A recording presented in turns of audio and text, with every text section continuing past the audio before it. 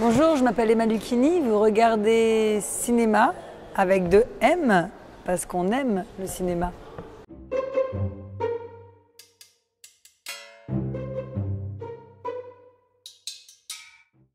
On va parler de films noir et blanc, parce que tu aimes bien évidemment dans cette sélection de plus de 170 films parler de choses un peu particulières.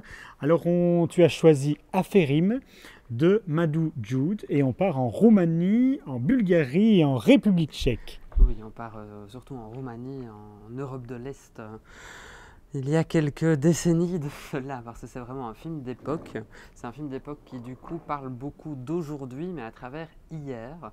Donc on a des histoires de seigneurie. C'était présenté à Berlin. Je me suis fortement ennuyé devant ce film, qui pourtant est assez bien foutu. Mais on dirait un film très classique, on dirait un film des années 40. Il en faut peu pour être heureux, vraiment très peu pour être heureux. Il faut se satisfaire du nécessaire. Voilà. Madou Djoud, en fait, c'est quand même une personne qui a remporté de nombreux prix ici au FIF, et surtout il est produit par Ada Salomon.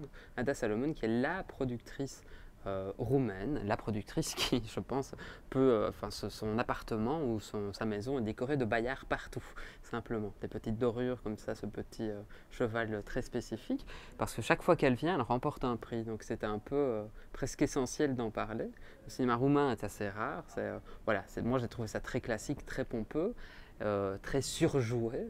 Mais en même temps, c'est vraiment un film qui, très bizarrement, on dirait qu'il sort des années 40, mais il est très très juste. Donc c'est quand même c'est assez fort de pouvoir se dire, tiens mon Dieu, il a un cachet hyper classique, mais très léché aussi. Alors tu avais choisi également comme autre film Chorus de François Delisle. Oui, ses amis québécois. Hein, mais malheureusement, tu ne l'as pas vu. Mais non, mais tu ne peux pas le pitcher. Non. Mais je sais que ça parle de deuil. Tu m'as piégé parce que je t'ai demandé de choisir un autre film plutôt que celui-là. Mais comme je ne sais pas ce que tu as vu, je ne peux pas en choisir un autre. Mais peut-être que l'on peut parler du fait que nous ayons changé de décor, parce que Vanessa Paradis a pris notre décor pour se servir de loge. C'est ça. J'espère qu'elle y est bien, parce que je trouvais que les fauteuils étaient fort agréables. Nous sommes des SDIF. FIF. Alors explique un peu où nous sommes du coup, notre nouveau décor. Eh bien nous sommes dans le théâtre de Namur. C'est ici que sont remis les Bayards. Tu veux que je fasse un petit pivot? Oui, attention, parce qu'il joue également le caméraman. Attention. Oui, et moi la technique c'est plutôt dangereux, on l'a vu, hein, j'ai fait des interviews floues par exemple, que vous ne verrez jamais. Attention, voici le théâtre de Namur. Oh. Mais comme tout le monde se bat pour venir à la cérémonie de Bayard, tout le monde a déjà vu ce théâtre. Bah non, moi pas.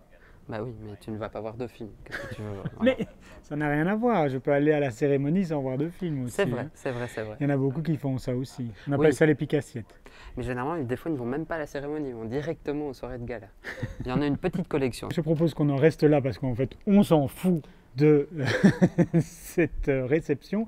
Et je dois y aller parce que j'ai une réception ce soir et qui sera Gargantuesque. Merci Nicolas. À bientôt. Rien, Emma. À bientôt.